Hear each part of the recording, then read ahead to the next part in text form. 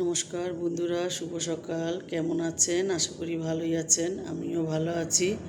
চা খেয়ে নিলাম। আর ওপাশে মেশিন লাগানো হয়েছে। 3টে চাদর তো পরশুদিন কেচেছি, আবার আজকে 3টে চাদর দিয়ে দিয়েছি। একসাথে বেশি চাদর দিলে বন্ধুরা পরিষ্কার হয় না, ওই জন্য 3টে করে দিই।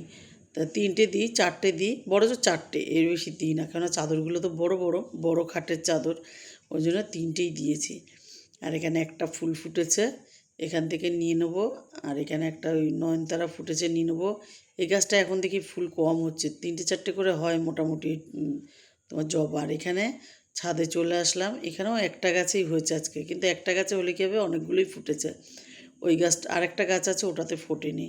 আর এখানে একটা একটা টগর ফুল ফুটেছে। চলে আসবো নিচে, এসে চান করব, ফুলগুলো রেখে নিই আগে, তারপরে চান করব। চান করে পুজো দিয়ে দেবো।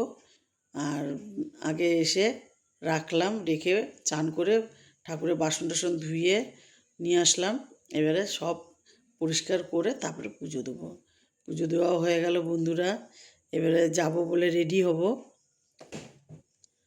পুজো দিতে দিতেই বোনকে বললাম ওদের একটু ফোন কর, ওলা একটা বুক করা হয়েছে। এই যে চলে গেলাম জামা কাপড় পরে। প্রচণ্ড গরম বন্ধুরা, মনে হচ্ছে বৃষ্টি হবে। এত যখনই বেশি গরম পড়ে তখনই বেশি বৃষ্টি হয়। তা যাই হোক, বৃষ্টি হলে ভালো। এখানে মেয়ের বাড়ি এসে দেখি চুন্নু আর মুন্নু দুজনেই বসে আছে। ওরে বাবারে, দেখেন আজকে আবার সীতা কেটেছে চুলের, তাকাবে না, কি দেখছে দেখেন টিভিতে, একভাবে তাকিয়ে রয়েছে, চোখের পাতাও ফেলছে না।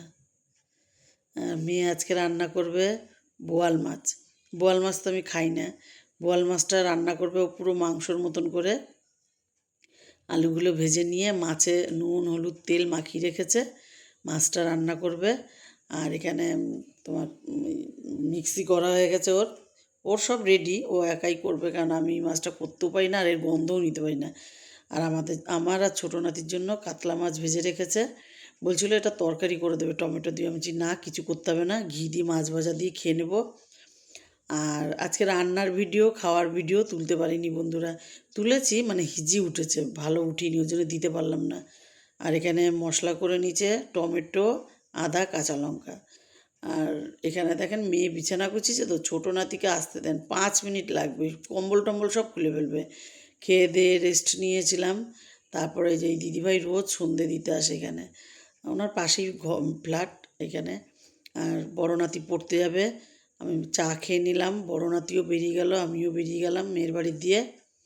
যাব বন্ধুরা একটু বাজার, একটু জেরক্সের দোকানেও যেতে হবে, একটু দরকার আছে। আর বাজারেও যাব একটু। তা ওদের বাড়ি দিয়ে নিচে নেমে আসলাম, চলেও যাচ্ছি। আর এসেও গেছি বাজারে।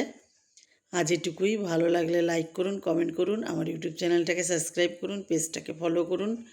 ভালো থাকুন, সুস্থ থাকুন, শুভরাত্রি।